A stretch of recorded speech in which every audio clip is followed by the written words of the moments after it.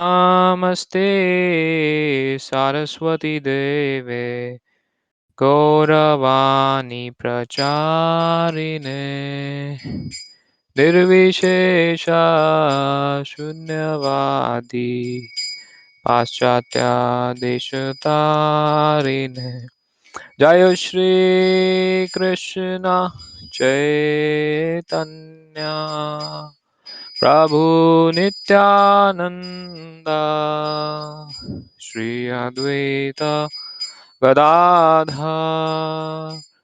श्रीवासादि गौर भक्तवृंद जय श्री कृष्ण चैतन्य प्रभु नित्यानंद श्री अद्वैत गदाधर श्रीवासादि गौर भक्तवृंद हरे कृष्णा कृष्णा कृष्णा हरे हरे हरे रामा राम राम हरे हरे हरे कृष्णा कृष्णा कृष्णा हरे हरे हरे राम राम हरे हरे हरे कृष्णा कृष्ण कृष्ण हरे हरे हरे राम राम राम हरे हरे हरे कृष्णा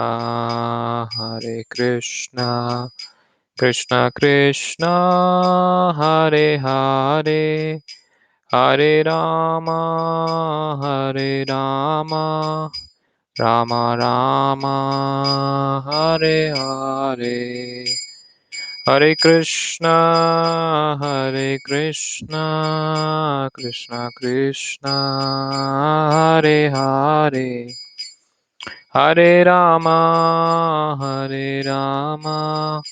राम राम हरे हरे हरे कृष्णा कृष्ण कृष्ण हरे हरे हरे राम राम राम हरे हरे हरे कृष्णा कृष्ण कृष्ण हरे हरे हरे राम राम राम हरे कृष्णा कृष्ण कृष्ण हरे हरे हरे राम राम राम हरे कृष्णा कृष्ण कृष्ण हरे हरे राम राम राम हरे कृष्णा कृष्ण कृष्ण हरे हरे हरे राम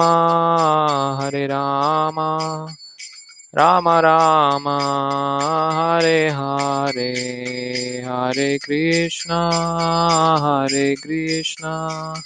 कृष्ण कृष्ण हरे हरे हरे राम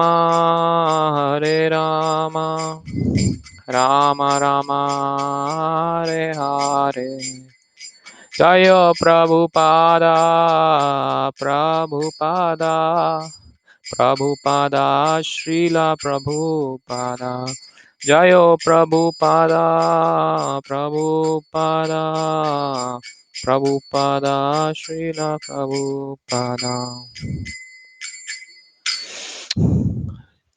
जय ओम विष्णुपाद परमहंस परिव्राजकाचार्य अष्टोदश श्रीमदभय चरणारविंद भक्ति वेदांत स्वामी श्रील प्रभुपाद की जय।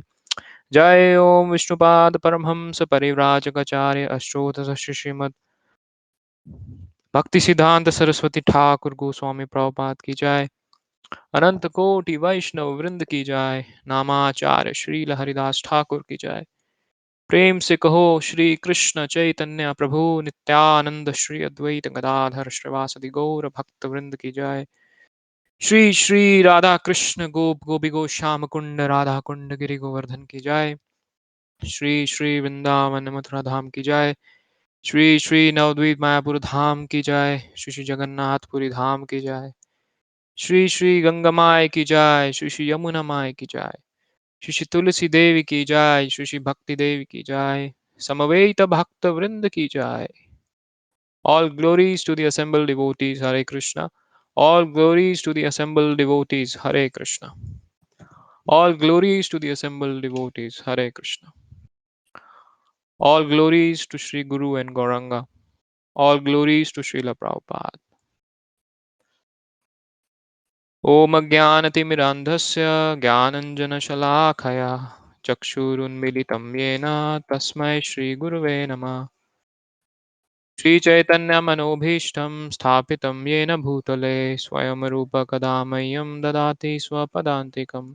वन्देऽहं श्रीगुरुः श्रीयुतपदकमलं श्रीगुरुं वैष्णवांश्च श्रीरूपं साग्रजातं सहगण रघुनाथान्वितं तं सजीवं साद्वैतं सावधूतं परिजनसहितं कृष्णचैतन्यदेवं श्रीराधाकृष्णपादान् सहगण ललिता श्रीविशाखांश्च।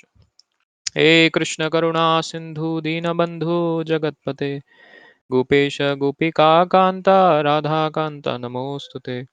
तप्त कांचन गौरांगी श्री राधे वृंदावनेश्वरी वृषभानुसुते देवी प्रणमामि हरिप्रिया। वाञ्छाकल्पतरुभ्यश्च कृपा सिन्धुभयेव च पतितानां पावनेभ्यो वैष्णवेभ्यो नमो नमः। जय श्री कृष्ण चैतन्य प्रभु नित्यानंद श्री अद्वैत गदाधर श्रीवास आदि गौर भक्त वृंद। हरे Krishna Krishna Krishna Hare Hare Hare Ram Ram Ram Hare Hare. So welcome all the devotees for this reading session of Ramayana, the story of Lord Rama, presented by His Holiness Bhakti Vikas Swami Maharaj. So we are continuing from page 162. Okay.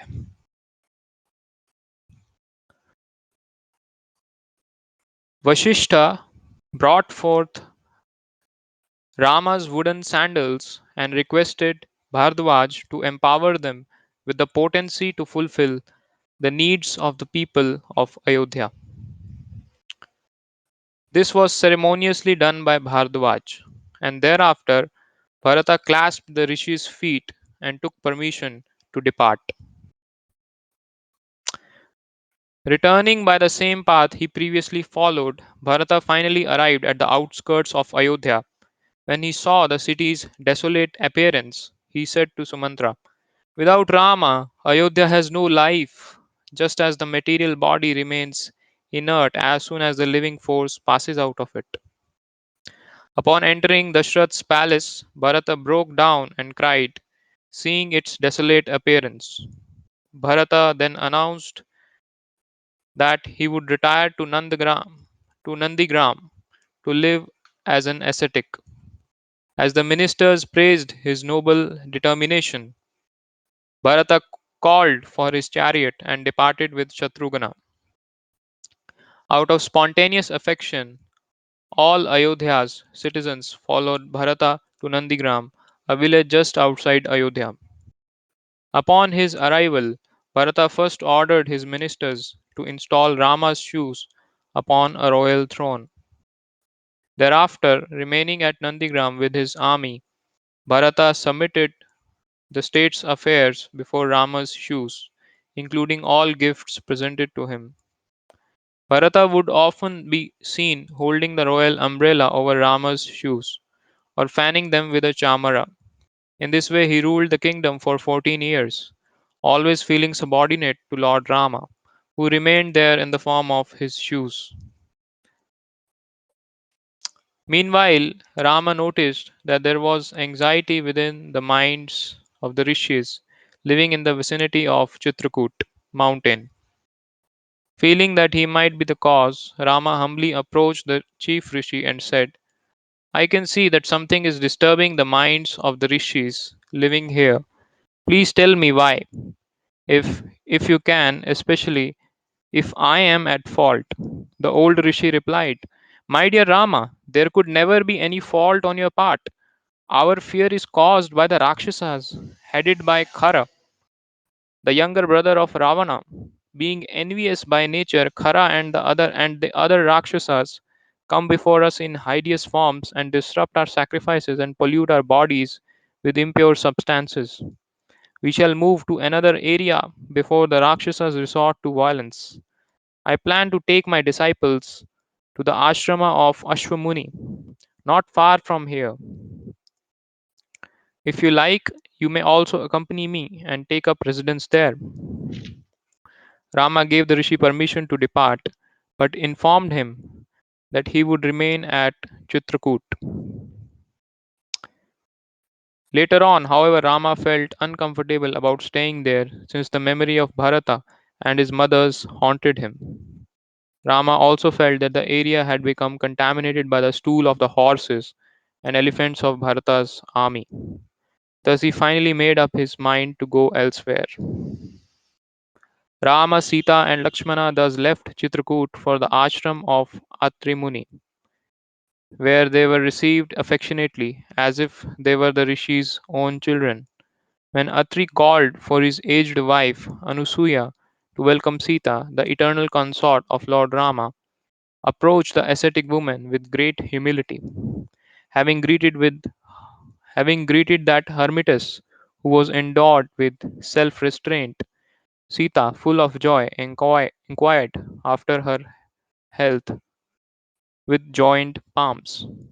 Seeing the highly blessed and celebrated Sita, who was given to the practice of virtue, the old lady thereupon comfortingly said to her, Luckily enough, you have your eyes fixed on righteousness. O Sita, I am glad you are following your husband Sri Rama, who has been exiled to the forest. Worlds that are attended with great prosperity await those women to whom their husband is dear, no matter whether he lives in a city or in a forest, whether he is propitious or adverse. In the eyes of women who are blessed with a noble disposition, the husband is the highest deity, no matter whether he is ill mannered or licentious or entirely devoid of riches. I do not see for a woman a friend greater than the husband and more capable of yielding one's desired object at all places, like the imperishable fruit of one's austerities. O princess of the Videha kingdom! Those evil women, however, whose hearts are swayed by desire, who lord it over their husband, having no sense of virtue and vice, and move about at will, do not follow him in the aforesaid manner. Indeed, fallen a prey to lust, women who belong to that category, O princess of Mithila, meet with a fall from virtue and also reap infamy. Women like you, on the other hand, who are adorned with virtues like devotion to their husband, and who know what is good and evil in the world, will dwell in heaven in the same way as those who have performed meritorious deeds. Therefore, remaining devoted to the service of this prince, looking upon him as the foremost object of your worship, and carefully serving him, practice virtue in cooperation with your husband. Thereby, you will easily attain fame as well as religious merit. Appreciating Anusuya's words, Sita modestly replied as follows: This instruction which you have given to me is no matter for wonder on your holiness' part. It is, however, already known to me how the husband is the adored of a chaste wife. Even if this husband of mine were ignoble and without any means of livelihood, I ought to have nonetheless conducted myself in the same way without any hesitation or scruple towards him. This was my duty. How much more worthy of devotion than is he who is deserving of praise by virtue of his excellences and excellent qualities, headed by compassion, who has controlled his senses, who is constant in his love, whose mind is set on righteousness, and who is as loving as a mother and father combined. Sri Rama, who is possessed of great might, conducted himself towards the other consorts of the king, his stepmothers, in the same way as he did towards Kaushalya, his own mother. Whatever was taught to me by my mother in law while I was coming to the lonely forest stands inscribed on my heart. Nay, that lesson too, which was actually imparted to me in the past by my mother while making over my hand to the bridegroom at the time of marriage, in the presence of the sacred fire, is still remembered by me. All that teaching has actually been renewed in my mind by your teachings, O lady given to the practice of virtue. No austerity other than the service of her husband is enjoined on a wife. Steadfast in their vow of fidelity to their husbands, many exalted women are highly respected in the realm of gods by dint of their meritorious action. Being pleased with Sita, Anusuya then said, My dear child, I wish to offer you a benediction using my ample stock of ascetic merit. Just tell me what you would like. Sita replied, O great saintly lady, your presence is itself a most sufficient benediction. Nevertheless, Anusuya happily gave Sita a celestial garland that never faded, celestial garments, ornaments, and cosmetics that were all inexhaustible. Then, when Anusuya requested her to narrate the story of her marriage to Rama, Sita replied as follows: While my father, King Janaka, was once plowing the soil to prepare a sacrificial altar, I suddenly emerged from the earth, covered with dust. A celestial voice then announced that I should be accepted by the childless king. Thus, I was raised as the daughter of Maharaj Janaka. Then, as I approached puberty, my father became anxious, since he could not find a suitable husband for such a divinely born girl. Finally, he decided to hold a swayamvar, wherein I would be allowed to marry anyone who could string the bow of Lord Shiva, given by Varuna to our ancestor Devrata. However, even the greatest of kings failed to lift the bow, what to speak of stringing it. However, Rama arrived at Mithila along with Vishwamitra, and he easily broke the bow in two after stringing it. But Rama would not accept me as his wife until he received permission from his father, Maharaj Dashrata. Thus, it was only after the arrival of the Koshala king that the marriage ceremony was performed. After Sita had told the story and evening was approaching, Anusuya requested Sita to attend to her husband. After adorning herself with her newly acquired jewels, Rama was pleased to see Sita so exquisitely decorated, and that night they slept at Atri Rishi's ashrama. The next morning, Rama inquired from the Rishi about the path leading to Dandakaranya forest. The sage then gave Rama directions and warned him that forest is infested with fierce and malicious Rakshasas. They take pleasure in devouring anyone living there that neglects to rinse his mouth after eating or drinking, or who is inattentive in following any other religious injunction. Thereafter, Rama took leave of the rishi and, accompanied by Sita and Lakshmana, entered the dense forest like the moon entering a mass of dark clouds. Aranya Kanda. As Ram, Sita, and Lakshmana approached the Dandakaranya forest, they beheld a delightful cluster of cottages inhabited by rishis, surrounded by towering trees laden with fruit and flowers, and resounding with the singing of birds and the chanting of Vedic mantras. The ashrama sanctified the hearts of all who beheld it. Kusha grass and garments made of tree bark were spread everywhere, and deer and other wild animals roamed about freely without fear. Rama and Lakshmana loosened the strings on their bows and entered the hermitage. The rishis greeted them pleasantly and gave them a suitable grass hut to reside in. Then, after passing the night, Rama took his leave from the sages and ventured even deeper into the forest, with Sita walking in the middle and Lakshmana behind. As they walked along, a gigantic hideous Rakshasa suddenly appeared before them, clad in a blood-stained tiger skin. He had sunken eyes, long sharp teeth, a jagged jaw, and a large, round, protruding belly.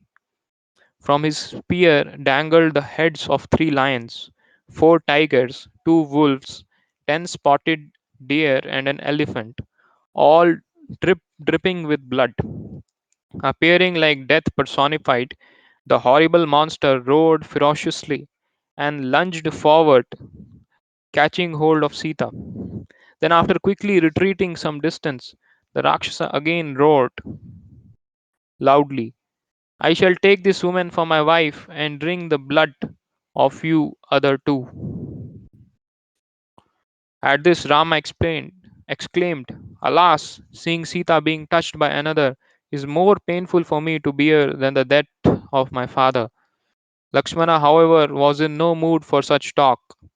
He reproached Rama, saying, How can you merely stand there lamenting? Watch me as I kill this Rakshasa and vent the anger I have held toward Bharata for so long.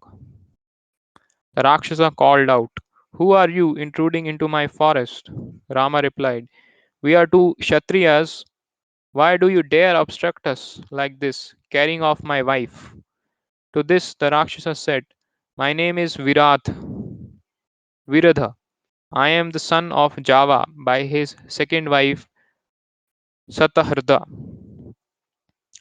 In reward for my severe austerities, Lord Brahma benedicted me to become immune from all weapons. Therefore, I advise you to run away while you can and leave this lovely woman for me. Otherwise, I will be forced to kill you. At that, Rama and Lakshman quickly took up their swords and rushed at the Rakshasa. However, even though they severely hacked his body, the wounded Rakshasa picked up Rama and Lakshmana in his arms and began carrying them away deep into the forest. Upon seeing this, Sita cried out piteously, O Rakshasa, please leave those two aside and take me instead. Hearing this, Rama and Lakshman decided to kill Viradha at once. Exhibiting superhuman prowess, Rama broke off the Rakshasa's right arm and Lakshman wrenched off his left. As Virudha fell to the ground, bereft of his senses, Rama and Lakshman continued to beat him with their fists. However, in spite of being smashed and kicked, the Rakshasa did not die. Seeing this, Rama told Lakshmana, Since this demon cannot be slain in battle, let us bury him alive. Quickly dig a pit while I guard him. As Lakshmana dug, Virada regained consciousness and said to Rama, I now recognize you. In truth, I am the Gandharva, Tumburu. Because of lusting after the Apsara Rambha, I was cursed by Kuvera to become a Rakshasa until a time that I would be delivered by you. Please bury me in this hole to release me from my curse. Therefore, please go to meet the great Rishi Sarabhanga, who resides 12 miles from here. When you see him, he will give you some very beneficial advice.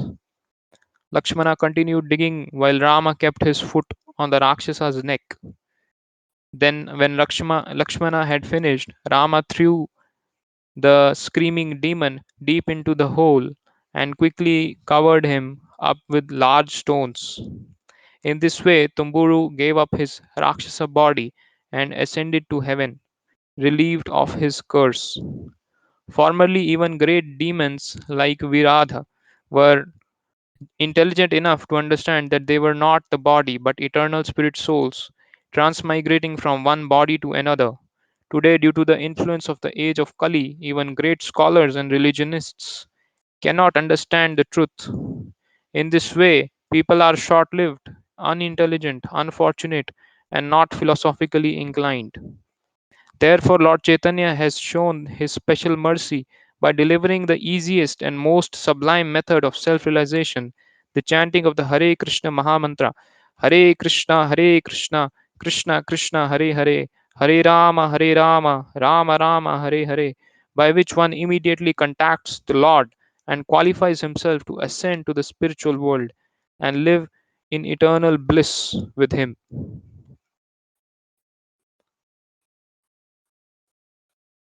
Rama Lakshmana set out to see the great sage Sarabhanga.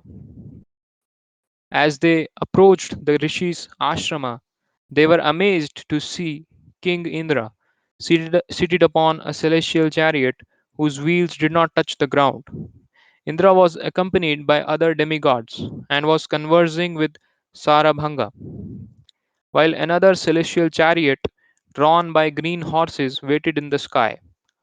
However, when Indra saw Rama approaching, he told the other demigods, I do not want the Lord to see me yet, but only after he kills Ravana. Indra ascended to the sky on his chariot drawn by 1,000 horses.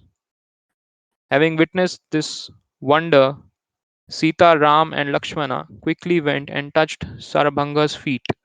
Then, after being welcomed by the rishi, Rama said, O foremost of sages, if you are able to discuss the matter, please tell us the purpose of Indra's visit. So, I'll request Aditya Prabhu to continue reading. I'll grant the mic access.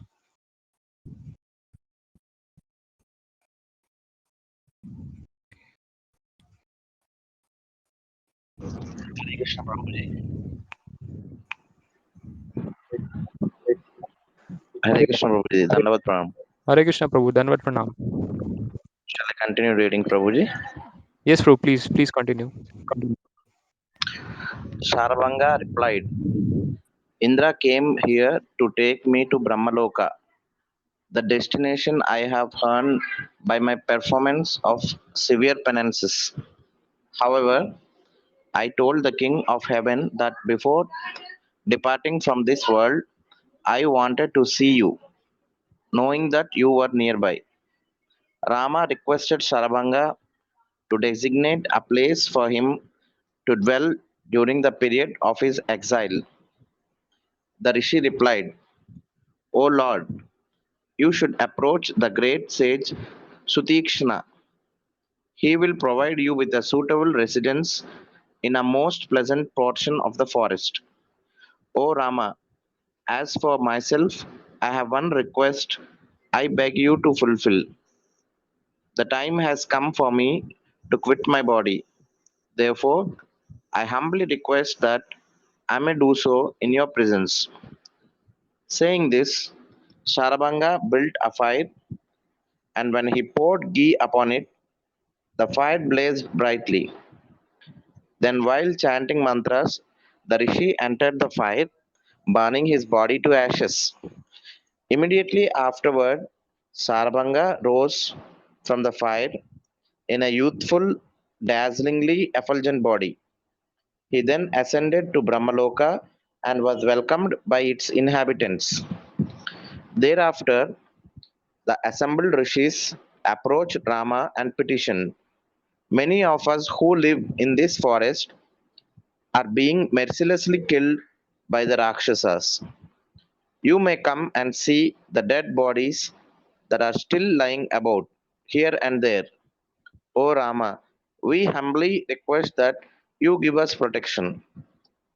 Rama assured the rishis, As a Kshatriya, I am your servant. Thus, for your sake, I will kill the Rakshasas. Accompanied by the sages, Rama proceeded to the ashrama of Sutikshana. After receiving Rama's obeisances, the rishi said, I have been awaiting your visit, O descendant in the dynasty of Raghu. Before ascending to Brahmaloka, King Indra came here and informed me of your imminent arrival.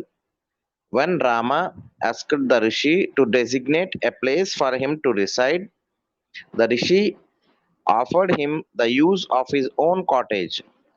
Rama refused, however, saying, if we were to remain here by killing the deer, we would become the cause of your unhappiness. Rama, Sita, and Lakshmana spent the night at Sutikshna's ashrama. The next morning, Rama took his leave, bowing before the great sage. Sutikshna embraced Rama, inviting him to return to his ashrama after visiting the different hermitages in the Dandakaranya forest. Later that day, hoping to tactfully impart some advice to Rama, Sita said, my dear husband, due to the powerful influence of material nature, it is possible even for a great and noble man to gradually become degraded. Therefore, one should always be very careful to control his mind and senses, avoiding the addictions that result from material desire. There are three sinful activities that should especially be avoided: false speech, sexual relations with another's wife, and cruelty towards those who are not inimical. In your character, there is no trace of the first two faults, for you have never uttered a lie, nor could you think of lusting after another man's wife. However, I see that you take the lives of many innocent animals.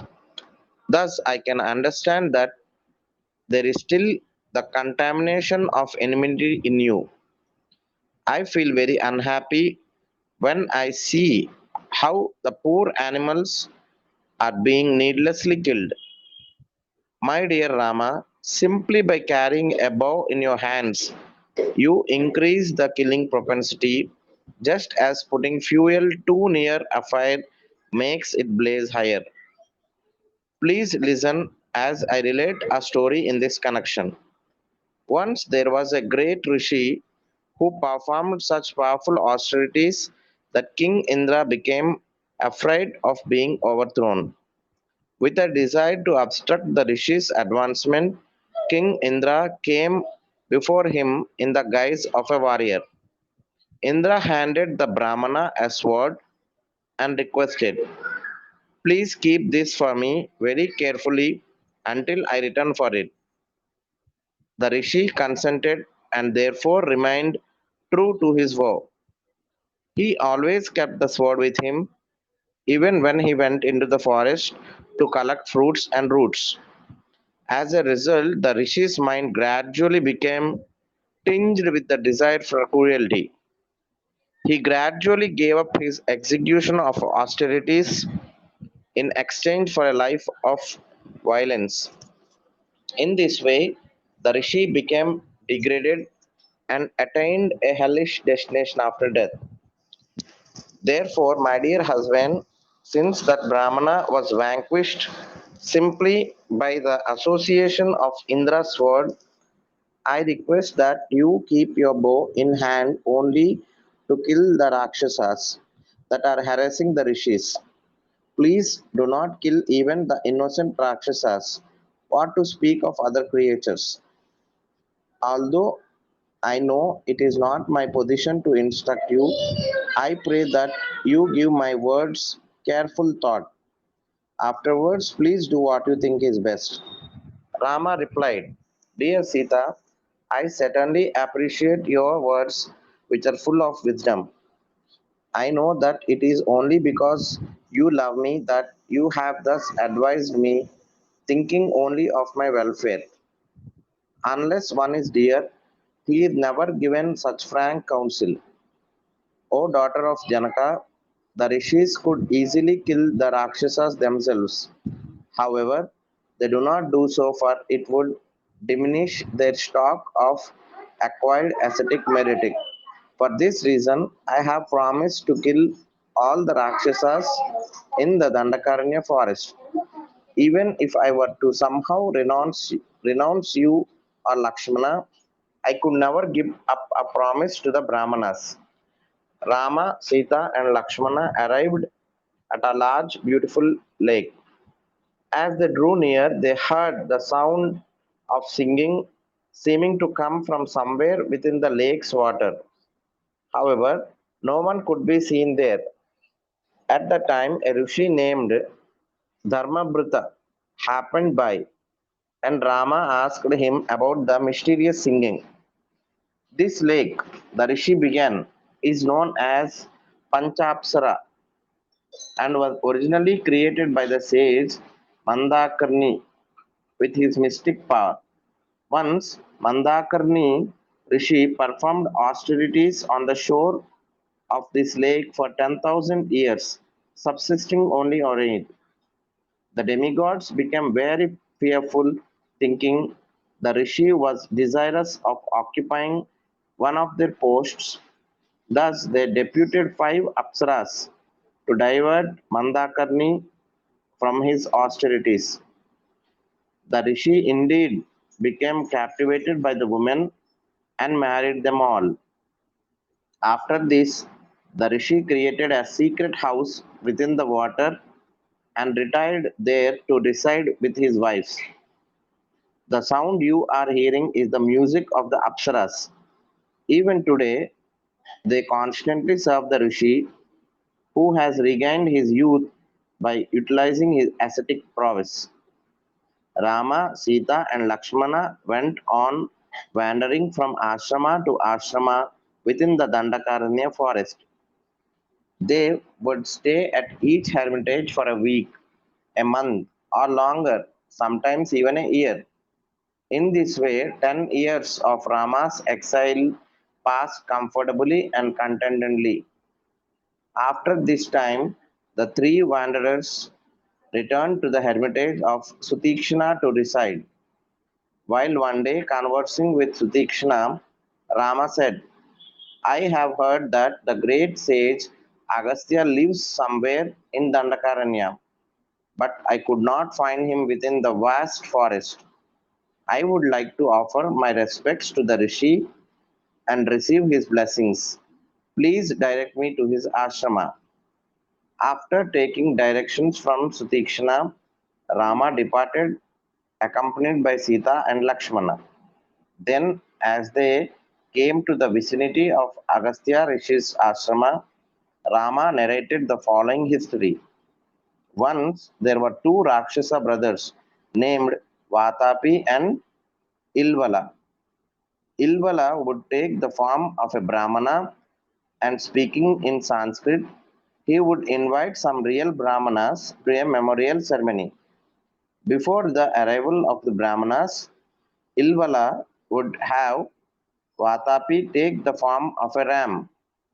Then, after cooking his brother, Ilvala would feed him to the invited Brahmanas.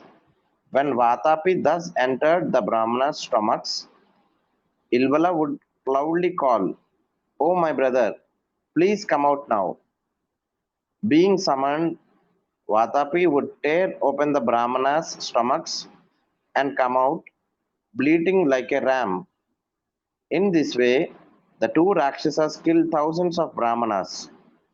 Finally, at the request of the demigods, Agastya Muni went there as an invited guest. Agastya ate Vatapi in the form of a ram, but then, when Ilvala called for his brother, the rishi informed him, I have already digested Vatapi and sent him to the abode of Yamaraja. When Ilvala heard this, he tried to attack Agastya in a fit of rage. However, the rishi burned him to ashes with his angry glance. Therefore, because the Rakshasas feared Agastya Muni, his ashrama remained free from attack. When Rama entered Agastya Rishi's ashrama, sitting places were prepared and they were provided with a suitable welcome.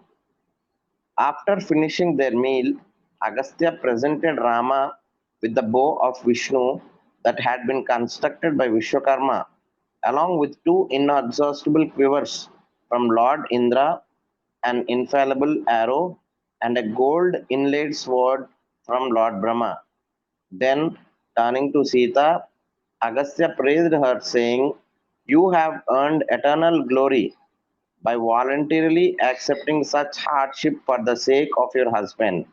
This is especially meritorious since it has been the nature of woman since the dawn of creation to love a man only for as long as he is prosperous.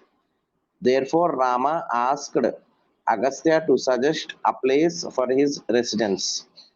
After some contemplation, the Rishi recommended he go to Panchavati, some miles away near the banks of river Godavari. Then, before Rama's departure, Agastya confided, "I already know about your entire life by dint of yogic perception, which has been enhanced by my love for you." Hare Krishna, Prabhu. Yes, Prabhuji. Thank you very much for reading it. And Thank you. I would now request Krishna Keshav Prabhu to kindly take over the mic.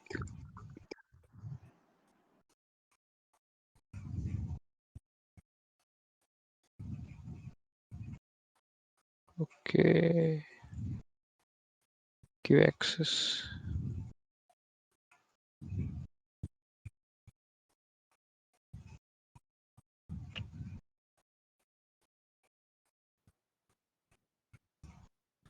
Thank you, Prabhu. Able to hear me? Yes, Prabhu. Okay. Shall I continue? Yes, Prabhu, please. From after leaving the Rishi's ashram. Yeah. After leaving the Rishi's ashram, traveling on the way to Panchavati, Rama, Sita, and Lakshmana came upon Jatayu, the gigantic king of the vultures. Thinking at first that he may be a Rakshasa, Rama inquired about his identity. With mild words, Jatayu replied, "My dear child, I was a good friend of your father. Long ago, Kashyapa married 8 daughters of Daksha. From Vanita, Aruna was born. From Tamasa, Shaini took birth. I am the son of Aruna and his wife Shaini. And my name is Jatayu. My dear Rama, please accept me as your sincere servant. Since there are many fierce Rakshasas inhabiting this forest, whenever you and Lakshmana leave your cottage, I will watch over Sita." Because of Jatayu's previous relationship with his father, Rama respectfully bowed to Jatayu. The vulture king then accompanied them to Panchavati, keeping a watchful eye the entire time. Arriving at Panchavati, Rama selected a suitable site for building their cottage, saying, "It will be good to make our residence at a site near a lake or a river, for water and greenery together create the ideal scenic beauty." Rama selected a site near the banks of Godavari and an adjacent lake beautifully adorned with pink and blue lotuses. The land that was flat, giving an obstructed view of the entire area. The cries of the swans and waterfowl could be heard from the water along with those of peacocks echoing from the caves of the nearby hills. After building a suitable cottage there, they consecrated it with flower offerings, and Rama happily entered it. As winter gradually set in, the morning sunshine became pleasing to the sense of touch. One morning, just after Rama and Lakshmana had returned from bathing in the river and were conversing about their religious duties, a Rakshasi name happened on the scene. upon seeing Rama. Her heart immediately became saturated with love. With his glowing dark bluish, greenish blue complexion and lotus petal eyes, Rama appeared to be the god of love himself in human form. The Rakshasi, however, had an extremely ugly face, a large protruding belly, withered breasts, deformed eyes, and copper colored hair, whereas Rama's beauty was youthful and well proportioned, muscular, and bearing all the signs of royalty. The Rakshasi's body was quite hideous and on the brink of middle age. Although she could change her form at will, she became so passionate upon seeing Rama that she forgot to change her revolting appearance. She approached Rama, saying, "My dear handsome one, please tell me who you are and why you have come to the forest dressed like hermit.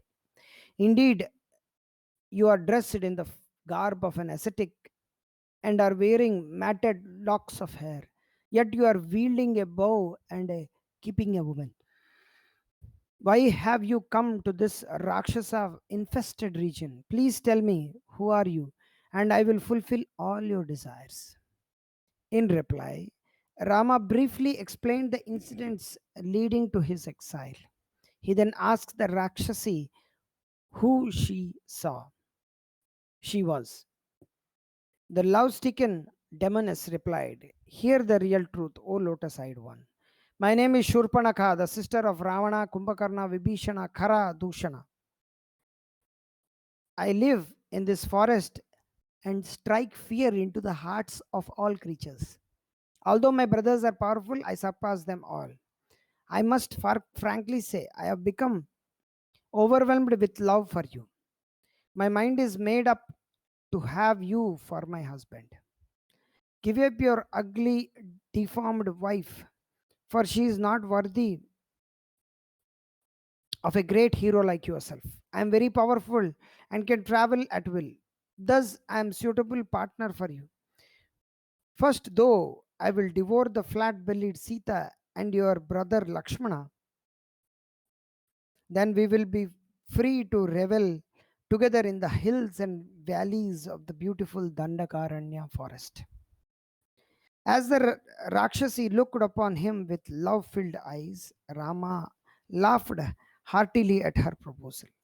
Rama then jokingly said, I am already a married man, and certainly a young and beautiful wife like you could not tolerate living with a co wife. My brother, however, who is an ever greater hero than myself, is without a wife. Therefore, I suggest that you marry him. Shurpanaka took Rama's word seriously and left his side to face Lakshmana.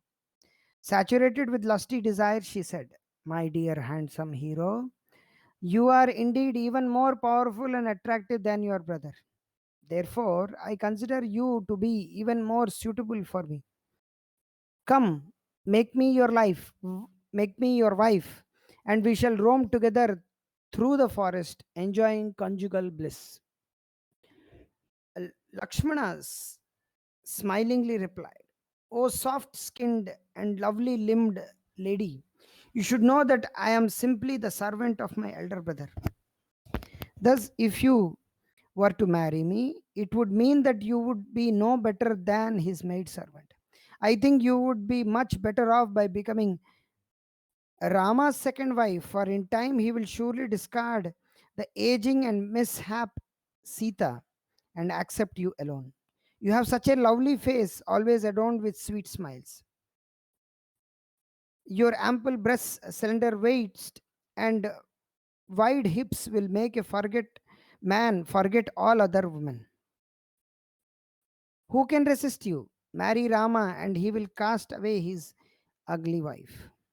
Shurpanaka was too single-minded to understand that Rama and Lakshmana were joking with her.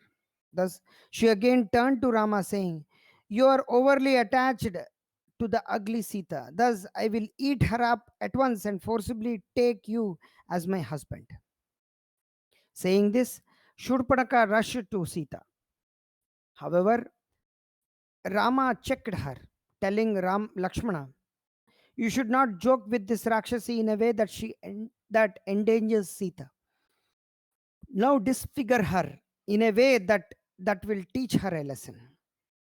Upon Rama's order, Lakshmana drew his sword, swiftly slicing off Shurpanaka's nose and ears as his elder brother looked upon. Shurpanaka screamed out in agony. Bleeding profusely, she fled into the forest.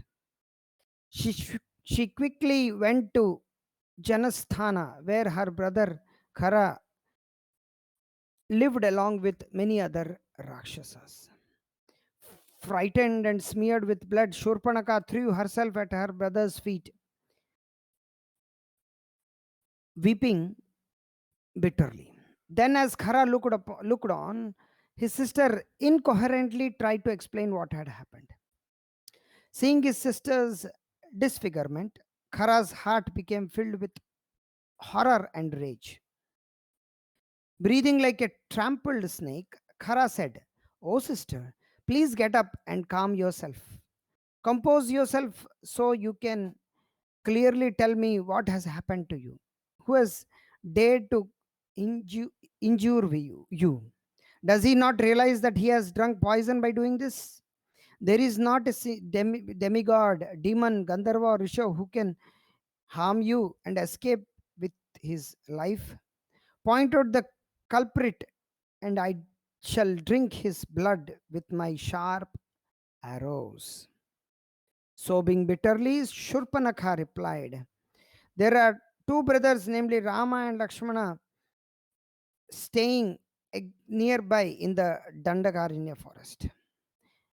I do not know whether they are demigods or demons. However, since they have mutilated my face, I will only become satisfied after drinking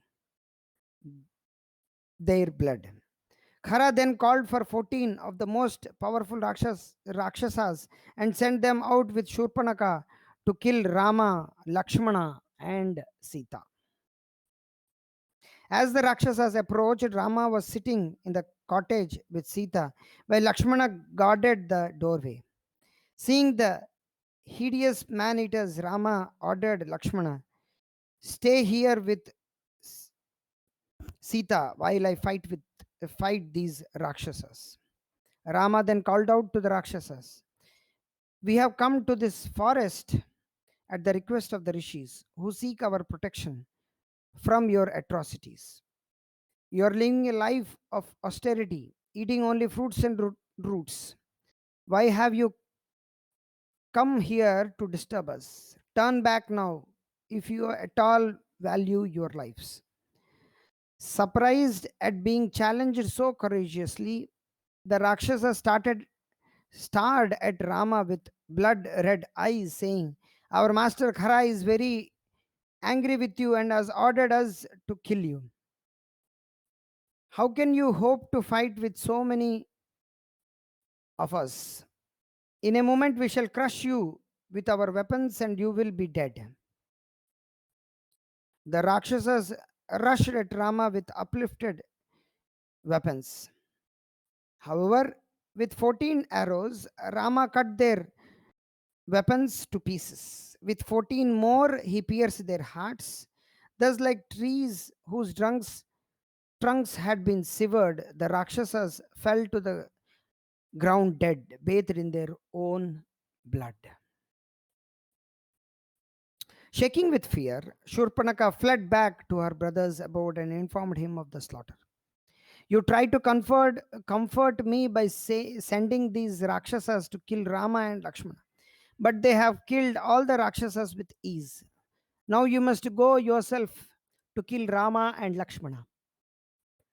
If you do not gain revenge for what they have done to me, then I will give up my life out of shame." Saying this, Shurpanaka fell to the ground, overwhelmed with grief, and began beating her belly, bursting into tears. Hearing his sister's harsh words, Khara became engaged. Hearing his sister's harsh words, Khara became enraged. Uttering a vow, Give up your sorrow, my sister. I promise to kill Rama and Lakshmana this very day, so that you may drink their blood. Hearing this, Shurpanaka became somewhat pacified. Khara then ordered his brother Dushana to bring his chariot and weapons and to assemble their army of 14,000 Rakshasas. Then Khara mounted his chariot and departed for the Dandakarandya forest with his Rakshasa army. As the Rakshasas proceeded, dark clouds showered rain mixed with blood upon them, causing Khara's horses to fall down on the road. A vulture came and perched upon Khara's flag standard, while a dark red aura dimmed the light of the sun. Then, as jackals howled frightfully, darkness set in and Rahu covered the sun. Although not in an eclipse, all the while Khara's left arm trembled violently and his voice became hoarse and faint. Still, despite witnessing all these harbingers of evil, Khara laughed, saying, "O Rakshasas, because of my great prowess, I do not care for any of these so called inauspicious omens." Hare Krishna, Prabhuji. Hare Krishna, Prabhu. Hare Krishna.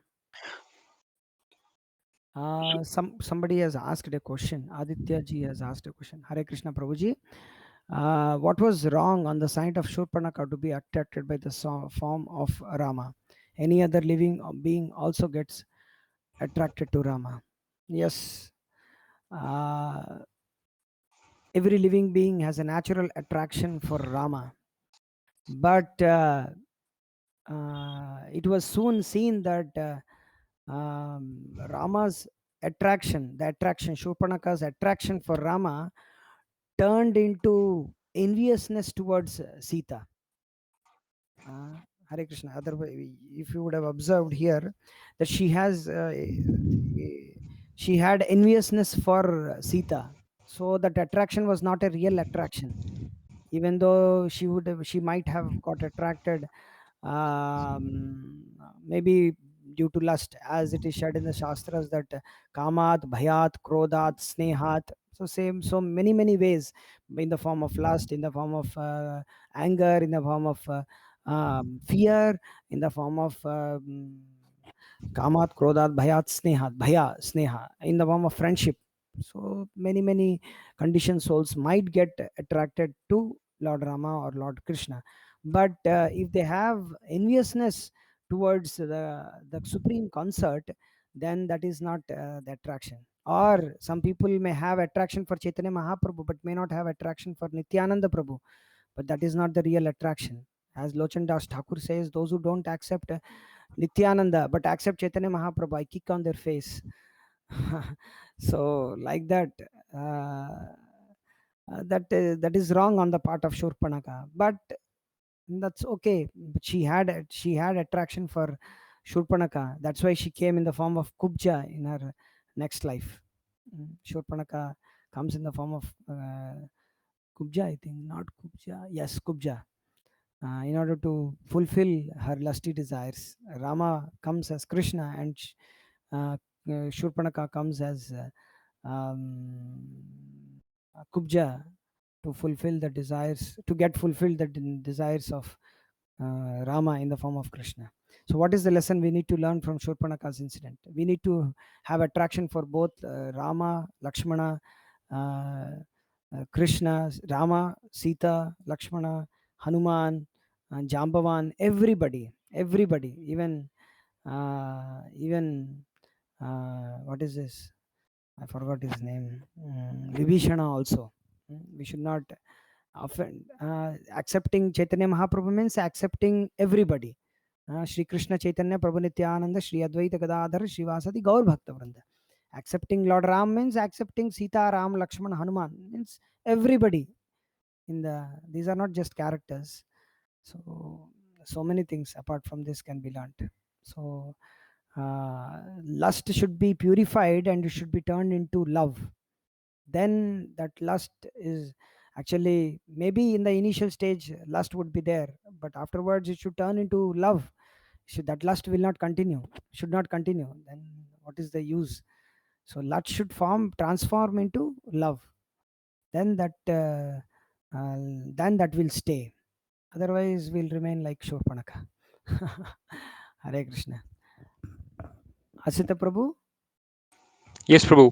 is this fine, or you want to add something? Yeah, pretty much you covered all the points. The attraction should be, yeah, based Equally on, good. yeah. The Yeah, attraction was like it was based on lust, like it was for selfish enjoyment. We yeah, don't have. that is there. Even if lust for selfish enjoyment for Krishna is also initial period, it is accepted, that's fine, but it should be purified in such a way that it should have attraction for Rama, Sita, everybody. But Yeah. her Yes.